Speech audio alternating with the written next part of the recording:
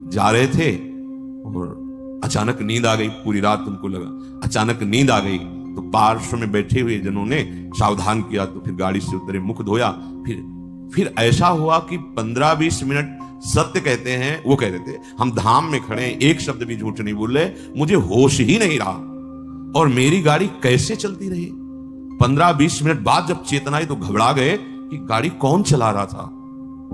और जहां बहुत सी गाड़ियां आ जा रही, उन्होंने कहा निश्चित प्रभु मेरी गाड़ी बैठकर चला रहे थे, मैं एक शब्द भी झूठ नहीं बोल रहा, कोई बड़ाई की बात नहीं कर रहा, ये मेरा हृदय, कोई माने ना मान, वो कह रहे थे मेरा हृदय देख रहा था, मेरे प्रभु चला रहे हैं। उत्सव करके रात्रि का दर्शन पूरा, और फिर गए तो अचानक एकदम ऐसी नींद की स्थिति। अच्छा, दिन की दिनचर्या अपनी गृहस्थों की होती है और रात में पूरा यहां जगे, तो सर्वतो भावेन आप प्रभु के प्रति समर्पित है, वो आश्चर्य जीवन मंगलमय हो जाएगा। मान लीजिए एक बार श्री नारदानंद सरस्वती जी महाराज नैमिषारण्य के कहीं संतों की संगोष्ठी में जाना था, बहुत दूर, बहुत विद्वान वेदांतदर्शी ब्रह्मबोध संपन्न महापुरुष थे नारदानंद सरस्वती जी महाराज। रास्ते में गाड़ी खराब हो गई, जहां कई किलोमीटरों तक कोई नगर नहीं, कोई है।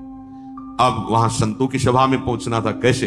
तो दंडी सन्यासी थे, उनका देखो ये बात किसी से कहना नहीं, ऐसे रखा दंड नारायण को और कहा स्टार्ट कर, स्टार्ट हो गई। जब लक्ष्य में पहुंची दंड नारायण को हटा लिया। कोई दुर्लभ नहीं है, अनंत ब्रह्मांडों को जो अपने संकल्प से चला रहे हैं, वो एक हमारे जीवन के रक्षक हो, ये कोई आश्चर्य की बात नहीं है। शरणागत के लिए कोई आश्चर्य नहीं है, वो देहातीत स्थिति एक क्षण में प्रदान कर सकते हैं, हमें कल्पों लग सकते हैं। इसीलिए यहां कहा नमो नित्यम वृंदावन तरुलताभ्या करुणया। वृंदावन के लता खगमृग पशु पंछी, वृंदावन के रसिक जन, वृंदावन वासी जन, ये सब करुणामयी लाडली की करुणा स्वरूप है। ये हम पर दया करें, किरंतिभ्या, इनकी कीर्ति का गान करें, इनके दर्शन करें, स्पर्श करें, इनकी बातें सुने और स्मरण करें तो विभांतिभ्या पावे प्रकृति रस सारात्म महसा। प्रकृति रस से परे जो सार तत्व है, परम रस प्रेम, वो तुम्हारे हृदय, और प्रेम ही देहातीत स्थिति प्रदान करता है। चाहे आत्मरति बोलो या प्रिया प्रीतम की रति माने प्रेम, या आत्म प्रेम, तो इतना गाढ़ अवस्था की अवधूत स्थिति, शरीर की शुद्ध ही नहीं है। प्रेम प्रियालाल के प्रकट रूप में इतना प्रेम, शरीर शुद्ध ही नहीं है। शरीर शुद्ध छूटना कोई कठिन बात नहीं है। एक उदाहरण में पूज्य भाई जी ने लिखा कि एक कोई वंदना कर रहे थे, तो उनका नियम होता है कि जिस समय उनका समय हुआ वो अपनी वंदना करते हैं अपने ईश्वर की, तो रुमाल बिछाई और वंदना कर रहे थे। तो कोई नवयुवती किसी अपने प्रीतम से मिलने के लिए जा रही थी, जहां नियत स्थान था, वो उसके ध्यान में भाव में भरी उसको लांग के चली गई। वो रास्ते में ही कर रहे थे, और वो वंदना करके देखा कि वही स्त्री कुछ क्षण बाद लौट के आ रही। तब कहा क्यों, तुम्हें इतना ज्ञान नहीं कि मैं वंदना कर रहा था और तुम हमारे को लांग के चली गई? कब? बोले अभी थोड़ी देर पहले। आप वंदना कर रहे थे किसकी? बोले अपने मालिक की, आराध्य देव की। हम तो एक नाशवान शरीर के राग में थी, तो इतने बड़े तुम हमें नहीं दिखाई दिए, लांग के चली गई, और तुम अनंत ब्रह्मांडों के मालिक की वंदना कर, तुम्हें पता चला कि मैं तुम्हें लांग के चली गई, क्या वंदना कर रहे थे तुम? हम तो एक नाशवान शरीर में आसक्त थी, उससे मिलने गई थी, तो तेरी शुद्ध नहीं रही, तेरे को नांग के चली गई, मुझे पता नहीं। लेकिन तू परम आराध्य देव की, परम प्रभु की आराधना कर रहा, तुझे पता चला मैं लांग के चली। कहां तेरी एकाग्रता थी, कहां तेरे को प्रेम है? ये बात देह शुद्ध भूलना कोई बड़ी बात नहीं, बड़ी बात है तन्मय हो जाना। हमारा राग एक जगह एकत्रित हो जाए, गलत जगह एकत्रित होगा, विनाशी जगह में एकत्रित होगा, तो परिणाम में गलत और विनाशी हाथ लगेगा। इसीलिए इस अमूल्य प्रेम को प्रभु के नाम रूप लीला धाम में समर्पित करना चाहिए। ये महिमा धाम की कृपा से प्रकट होती है। देहातीत अवस्था देखा गया है महापुरुषों के जीवन में। श्री भोलानाथ जी महाराज बहुत ही पढ़े लिखे, लौकिक विद्या के भी पारंगत विद्वान, मन में श्री प्रिया प्रीतम राधा कृष्ण के प्रति आकर्षण, जब सर्वस्व छोड़कर वृंदावन आए। देखो निश्चय में बड़ी सामर्थ्य होती है। वृंदावन आकर उन्होंने निश्चय किया कि मेरे जीवन का लक्ष्य अब है श्यामा श्याम की प्राप्ति। बहुत धैर्यपूर्वक निश्चय करना चाहिए। उपासकों से जब एकांतिक वार्ता होती है किसी किसी उपासक से, तो जब वो प्राकृतिक आकर्षण में दुखी दिखाई देता है तब लगता है कि कृपा के प्रवाह में परमार्थ में तो आ गया है पर इसका निश्चय नहीं है, क्योंकि निश्चय ना होने के कारण भोगाकर्षण में वो जलता है और चाह करता है भोगों की। तब उसको लगता है कि ये लोग बड़े भाग्यवान हैं जिनके पास जिन भोगों की मैं चाह कर रहा हूं उन भोगों को भोग रहे हैं। ये बड़ी ही निंदनीय बात हृदय में बैठती है, बड़ा जीवन जलनमय हो जाता है, क्योंकि परमार्थ का निश्चय नहीं, पथिक परमार्थ का, और भोगों के प्रति महत्व बुद्धि, सुख बुद्धि।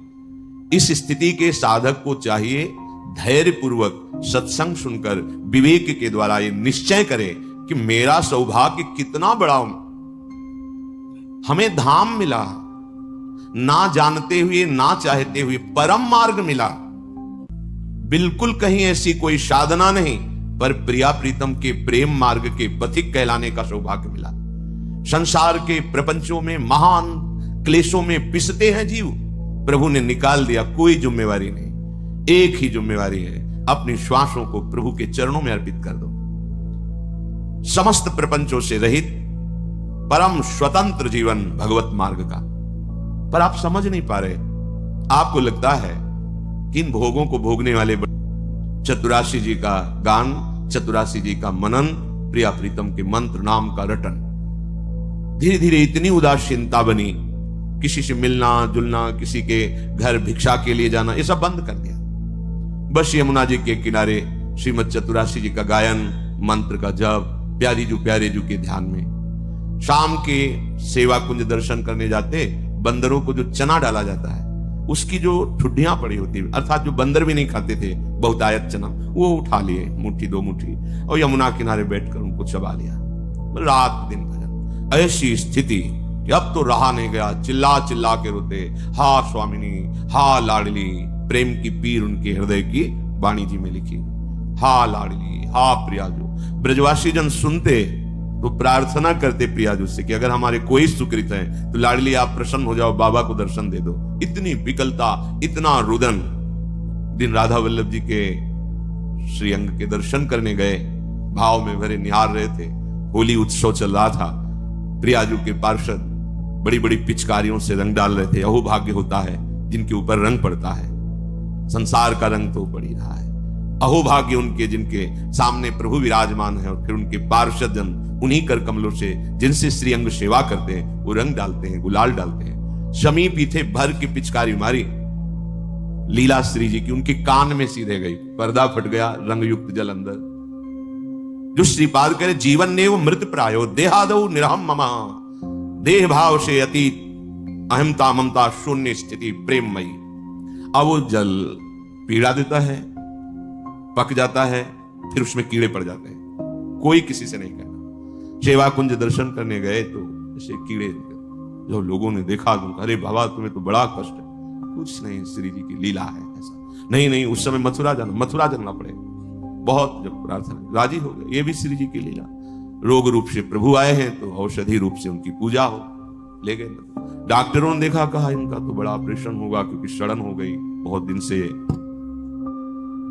उनके पास जो निज जन सेवा में बनकर गए थे, उन्होंने कहा आपके कान का ऑपरेशन, ऐसे महापुरुष का स्पर्श हो जाएगा, सारे दुष्कृत आपके नष्ट हो जाएंगे। आप भीड़ में चल रहे हैं, कौन किस कोटि का भजनानंदी है ये बाहर से थोड़ी दिखाई देता है। ये प्रेमियों का देश है वृंदावन। पता नहीं किस पर दृष्टि पड़े, कितनी ऊंची स्थिति का वो प्रेमी महात्मा गृहस्थ भेष में दिखाई दे रहा है, पागल भेष में दिखाई दे रहा है, या विरक्त भेष में दिखाई दे रहा है, कोई आपको आकर्षण नहीं लग रहा, और प्रिया प्रीतम की बहुत ऊंची प्रेम स्थिति में है। इनके दर्शन का, इनके स्पर्श का, इनके सानिध्य का देवर्षि नारद जी कह रहे अमोघस्य। भाई जी ने कहा जैसे आप सो रहे हैं और सूर्य उदय हो गया है तो अंधकार नष्ट हो गया, पर आपको पता तब चलेगा जब नेत्र खुलेंगे। ऐसे ही महापुरुष का संग हो गया, अब आपका तो कल्याण निश्चित है, पर आपको पता तब चलेगा जब आपके अंदर वो कल्याण स्थिति जागृत हो जाएगी। बिलोकात वृंदावन को देखना ये प्रेम प्रदान करने वाला है। कहां से आ रहे वृंदावन का दर्शन करके, ये भावना मत लाओ यहां बड़ी बिल्डिंगें हैं, ये सब भौतिक बातें मैं नहीं। धाम नाम रूप लीला चिदानंद है, ये है। गिरिराज जी वही है ना, रजरानी वही है, बहुत कुछ यहां सब चिदानंद है, अपने भाव दूषित है इसलिए पकड़ नहीं पा रहे। विलोकात, दर्शन करो वृंदावन का। देहातीत स्थिति कैसे प्राप्त होगी? विलोकात, संस्पर्शात, यहां की लताओं का स्पर्श, रजरानी का स्पर्श, स्वाभाविक वायु बड़े बड़े महापुरुषों का, यमुना रसरानी का, बिहारी बिहारिंजू का स्पर्श करके आपके शरीर को स्पर्श कर रहे हैं। बड़े बड़े तीर्थों के अवगाहन से जो बात नहीं बनेगी वो यहां की वायु हवा बना देगी। ये वृंदावन की वायु है।